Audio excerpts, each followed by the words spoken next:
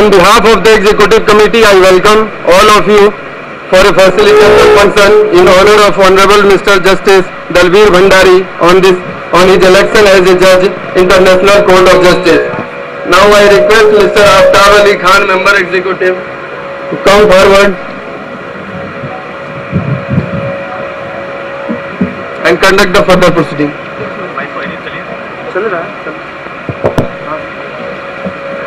We all feel proud of my Lord Justice Bhandari to be elevated to the International Court of Justice. Few often I can testify to the open-mindedness, diligence and courtesy with which you have approached each and every subject and issues in the meetings on the administrative side also. Many of you may not be knowing that when the Chief Justice functions on the administrative side, particularly in collegium, a great responsibility is placed on the Chief Justice, but he needs an assistance of his colleagues who sit with him in the collegium. And I am going to miss Justice Bhandari's contribution in the collegium, which he has rendered as a yeoman service to the collegium over the years. The quality of your judgments, both in terms of exposition of facts and depth of understanding of the law, are now well recognized not only in India but also abroad. Many of these judgments, I am sure, will stand the scrutiny of time.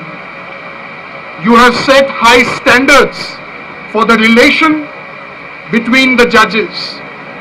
Your interaction with your colleagues was exemplary. As CJI, I relied on your experience, your advice and your support in all administrative matters, for which I am personally profoundly grateful to you, Brother Bhandari. It is our need, not yours, to celebrate this extraordinary breadth of your achievement. We and I will miss you greatly. There is a saying in Tamil which says,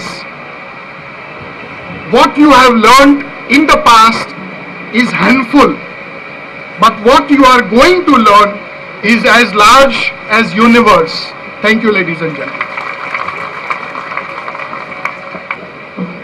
Thank you, Honorable Chief Justice of India, for valuable address. We are proud today to honor Mr. Dalbir Bhandari, who had contributed not only in the adversary jurisdiction but also ADR process, alternative dispute resolution system, and we, the mediators, the mediation system of the Supreme Court of India, will greatly miss him and lose him. But our heads are held high. Our nation is proud enough to have the achievement and to facilitate him today for the election as Judge of the World Court.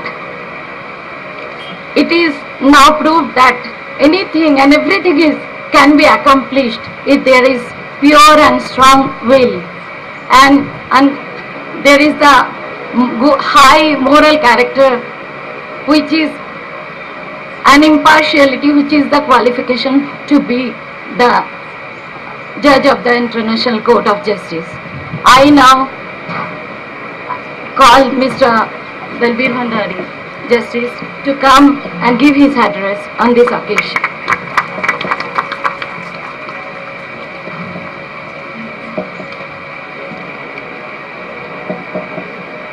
Lord the Chief Justice of India, Justice S.H. Kapadia, my esteemed colleagues, distinguished Solicitor General of India, Mr. Rohington Nariman, Honorable Judges, Shri Praveen Parekh, Distinguished President, Shri Rakesh Kumar Khanna, Vice President, Secretary and other office bearers of the Supreme Court Bar Association, distinguished senior advocates, other members of the bar, officers of the Registry of the Supreme Court, my family members, my personal staff, gracious ladies and gentlemen, I am honored by the presence of our distinguished former Chief Justice, Justice J.S. Verma, Justice R.C. Lahoti and Justice Agarwal for their kind presence and other distinguished advocates. I am deeply beholden to all of you for organizing this special and a delightful function. I am overwhelmed by your kindness and generosity. I had the privilege of having an intimate association with this court both as a lawyer and a judge.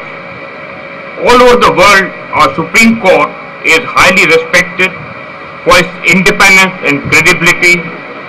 The Indian Supreme Court is perhaps the only highest court in the world which is touching almost every aspect of human life.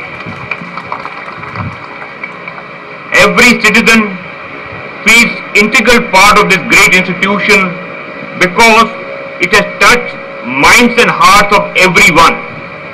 This is a unique feature of this institution. This court has made significant contribution in the areas of providing access to justice, protection of human rights, and preservation of environment and ecology. This institution has produced a large number of erudite, learned judges and lawyers